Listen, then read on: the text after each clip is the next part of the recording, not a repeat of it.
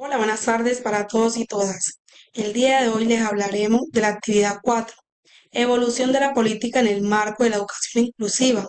Nuestro grupo está conformado por Marelvi Mosquera Mosquera, Dora Yadira Torres Gamboa y Bella Santo Palacios Arias, bajo la asesoría de la doctora Luz Adela Freire Torres, en el módulo de Políticas y Desarrollo de la Educación Inclusiva, en la Maestría de Educación, de la Corporación Universitaria Iberoamericana. A continuación les hablaré un poco de la década de 1950 a 1959, donde inicia la atención individualizada. Según Mary Montessori, la educación se centraba en el desarrollo del niño, sin contemplar aún el concepto moderno de inclusión.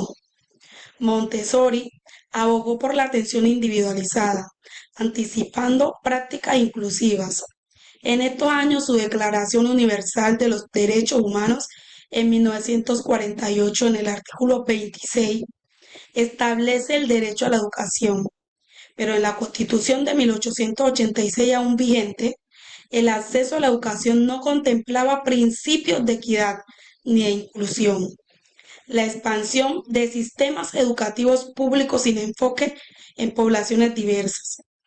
En esta década, la inclusión se ve desde la expansión de métodos como los de Montessori, que promovían atención individualizada, y la Guerra de Corea en 1950 a 1953 y el fortalecimiento de la ONU. Mary Montessori, su método se caracterizaba por un ambiente preparado, materiales didácticos específicos y la promoción de la libertad y la autodirección del aprendizaje. Cabe resaltar que la década de 1960 a 1969 comenzó el proceso de alfabetización y derecho a la palabra. Según Pablo Freire, ve la educación como práctica de la libertad. Se introduce la alfabetización como derecho y medio de transformación social. Durante esta década, la UNESCO comenzó a promover el acceso universal a la educación básica. Se realizan reformas educativas en Colombia con énfasis en cobertura y alfabetización. De igual manera, aparecen las primeras estrategias nacionales para ampliar la cobertura educativa. Desde esta perspectiva, Freire plantea el derecho a la palabra y a la educación crítica para todos. Cabe destacar que durante esta década las revoluciones sociales y los movimientos estudiantiles surgen a nivel global. También menciona, desarrolló un método participativo que enseña a leer y a escribir, conectando el lenguaje con la realidad del alumno, especialmente campesinos y obreros. Para finalizar, quiero hablarles un poco de las desigualdades educativas en el año 1970 y 1979. Según Fácil, hace énfasis del cómo el lenguaje y el contexto social afectan el aprendizaje. Se visibilizan desigualdades educativas. En estas décadas, cuando surge la Declaración de los Derechos del Niño, adoptada por la ONU en 1959 y reafirmada en los 70. De igual manera, el Plan Decenal de Educación en Colombia es enfocado en la cobertura y la calidad, teniendo en presente las normas orientadas a expandir el acceso a la educación básica y media, donde es fundamental el reconocimiento de las barreras sociales en el aprendizaje. Vale la pena tener presente que durante este periodo se da el auge del conflicto armado interno en Colombia. Así propuso que el lenguaje usado en la escuela favorece a los estudiantes de clase media y alta. Buenas tardes, mi nombre es Marelvi Mosquera Mosquera. Continuando con lo que dijo la compañera Bella Santo Palacios Arias, yo les voy a hablar de la década de 1980 y 1989, década en la cual empezó la integración escolar. El señor Thomas Hay introduce el concepto de integración escolar de niños con discapacidad. Es en estos tiempos cuando se da inicio a la preparación para la Declaración de Salamanca, base conceptual de la inclusión. De igual manera, encontramos las primeras experiencias de integración de estudiantes con discapacidad en Colombia y surgen las primeras normas para la educación especial en el sistema público, sin dejar de lado que la discapacidad comienza a ser reconocida en el ámbito educativo. Esta, la década de la caída del muro de Berlín de 1989 y fin de la Guerra Fría. En los años 80, el señor Hale trabajó en sistema escolar como el de Boston para impulsar prácticas inclusivas, desafiando la segregación de alumnos con necesidades especiales en aulas separadas.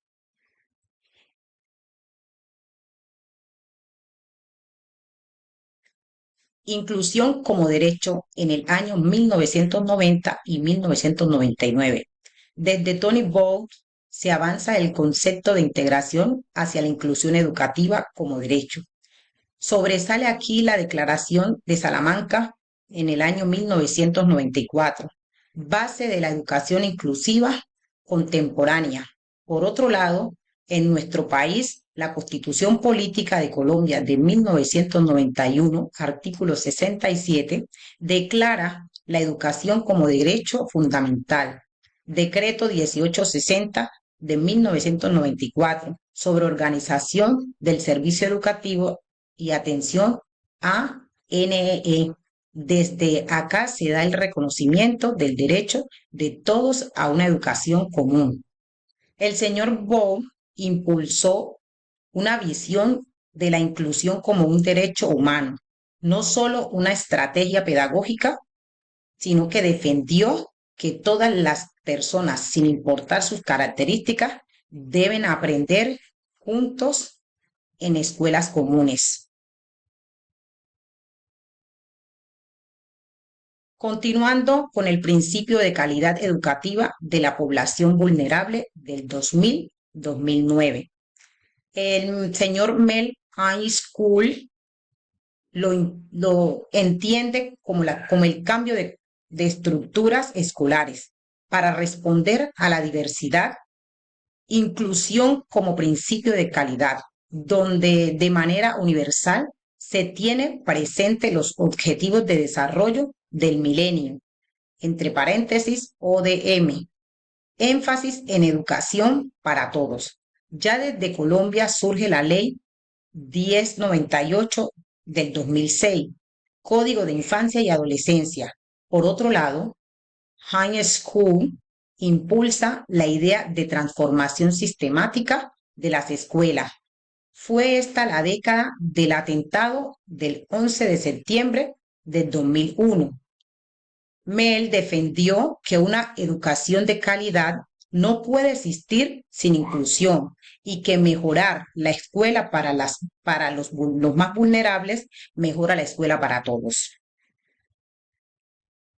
Principio de calidad educativa de la población vulnerable entre los años 2000 y 2009.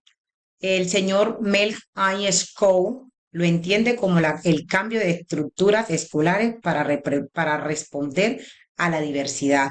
Inclusión como principio de calidad, donde de manera universal se tiene presente los objetivos de desarrollo del milenio, entre paréntesis ODM, énfasis en educación para todos. Ya desde Colombia surge la ley 1098 del año 2006, Código de Infancia y Adolescencia. Por otro lado, ISCO impulsa la idea de transformación sistemática de las escuelas. Fue esta la década del atentado del 11 de septiembre del 2001. Mel defendió que una educación de calidad no puede existir sin inclusión y que mejorar la escuela para los más vulnerables es mejorar la escuela para todos. Muy buenas tardes, mi nombre es Dora Yadira Torre Gamboa y continuando con lo que dijo la compañera Maribel Mosquera, hoy les hablaré de los derechos efectivos con enfoque diferencial 2010-2019. Javier Sandino entiende la inclusión de educación como derecho efectivo. Se reconoce la intersección entre discapacidad, género y etnia. Desde el ámbito internacional se encuentran objetivos de desarrollo sostenible, en especial el objetivo 4, A nivel nacional, la aparición del decreto 1421 del 2017, Lineamientos para Educación Inclusiva, donde se da la reglamentación de la atención educativa a personas con discapacidad en instituciones educativas. A partir de esta década se implementa un modelo más integral y diverso de inclusión. Es la época de la firma del Acuerdo de Paz en Colombia 2016.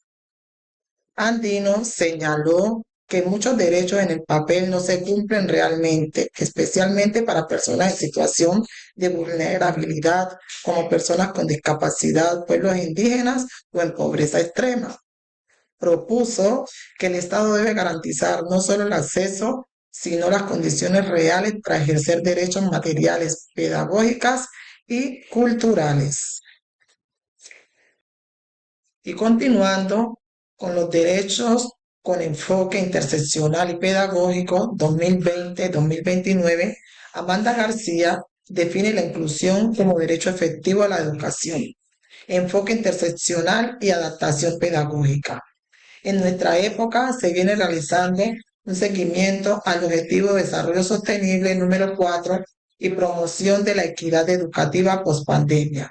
Desde el ámbito nacional se han venido desarrollando políticas públicas de inclusión en educación básica y media, haciendo énfasis en las reformas en currículo y sistemas de evaluación con enfoque diferencial. Esta es la década en la que nos encontramos. Sobresale en ella la pandemia del COVID-19, donde se evidencian las brechas digitales y educativas de una educación remota como respuesta global. Amanda García promueve una visión donde el derecho se garantiza a través de la articulación entre sectores: educación, salud, protección social, justicia. No es responsabilidad de un solo sector, sino de todos de forma coordinada. Y para terminar, en esta época se proyecta como inclusión total 2030. Según Ainscow y García, la inclusión total, estos ecosistemas educativos centrados en la equidad, diversidad y justicia social para el cumplimiento del Objetivo de Desarrollo Sostenible 4, la educación inclusiva, equitativa y de calidad, es la proyección de una nueva ley de educación inclusiva en Colombia.